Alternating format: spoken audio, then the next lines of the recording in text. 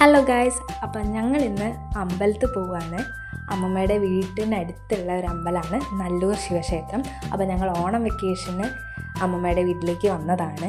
അപ്പോൾ ജസ്റ്റ് ഒന്ന് ഇതൊരു മിനി വ്ളോഗ് ആക്കാമെന്ന് വിചാരിച്ചു. അങ്ങനെ വീഡിയോ എടുത്താണ്. അപ്പോൾ നമ്മളൊരു 8 മണിയൊക്കെ ആയപ്പോൾ വീട്ടിൽ നിന്ന് ഇറങ്ങി ഓട്ടോറിക്ഷയിലാണ് പോയത്.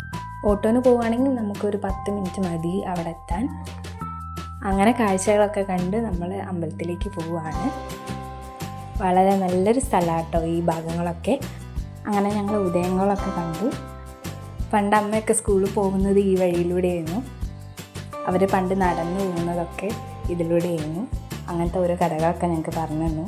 അങ്ങനെ നമ്മൾ അമ്പലത്തിലെത്തി. നമ്മൾ അമ്പലത്തിൻ്റെ പിൻവശത്തായിട്ടാണ് എത്തിയത്. അപ്പം ഇതാണ് അമ്പലം, നല്ലൂർ ശിവക്ഷേത്രം. ശിവക്ഷേത്രവും ഉണ്ട്, അതുപോലെ തന്നെ വിഷ്ണു ക്ഷേത്രവും ഉണ്ട് ഇവിടെ. അമ്പലമായതുകൊണ്ട് തന്നെ നമ്മൾ ഒരുപാട് വീഡിയോ ഒന്നും എടുത്തിട്ടില്ല, എന്നാലും കുറച്ച് വീഡിയോസ് എടുത്തത് ഞാൻ ആഡ് ചെയ്തേ ഉള്ളൂ. അപ്പോൾ ഇതാണ് ക്ഷേത്രക്കുളം. ധാരാളം മീനൊക്കെ ഉണ്ട്. അപ്പോൾ ഇതിന് എൻട്രൻസ് മുന്നിലായിട്ടാണ്, കുളത്തിൻ്റെ ആ സൈഡിലായിട്ടാണ് വരുന്നത്. അങ്ങനെ നമ്മൾ അമ്പലത്തിൻ്റെ ഉള്ളിലേക്ക് കയറി. നല്ല വലിയ ക്ഷേത്രമാണ്. അങ്ങനെ ശിവക്ഷേത്രത്തിൽ തൊഴുതിന് ശേഷം നമ്മൾ വിഷ്ണു ക്ഷേത്രത്തിലേക്ക് പോയി. അവിടെ മുന്നിൽ തന്നെ പൂക്കളൊക്കെ ഇട്ടുണ്ടായിരുന്നു. ഓണത്തിന് നല്ല വലിയൊരു പൂക്കളായിരുന്നു. അങ്ങനെ നമ്മൾ വിഷ്ണു ക്ഷേത്രത്തിലും തൊഴുതിന് ശേഷം ഇറങ്ങി. അവിടെ അമ്പലപ്രാവുകളൊക്കെ ഉണ്ടായിരുന്നു. നല്ലൊരു അന്തരീക്ഷമാണ് ഈ അമ്പലം. നല്ല മരങ്ങളും കിളികളും ഒക്കെ ഉള്ള നല്ലൊരു സ്പേസ്. അങ്ങനെ നമ്മൾ അമ്പലത്തിൽ നിന്ന് ഇറങ്ങി പ്രസാദവും ചന്ദനമൊക്കെ വാങ്ങിച്ചതിന് ശേഷം അപ്പോൾ ഗൈസ് നമ്മൾ അമ്പലത്തിൽ നിന്ന് തിരിച്ചു പോരുകയാണ്. തിരിച്ചു പോകുന്നത് നമ്മൾ നടന്നിട്ടാണ് പോകുന്നത്. അങ്ങനെ നമ്മൾ വീട്ടിലേക്ക് തിരിച്ച് നടന്നു.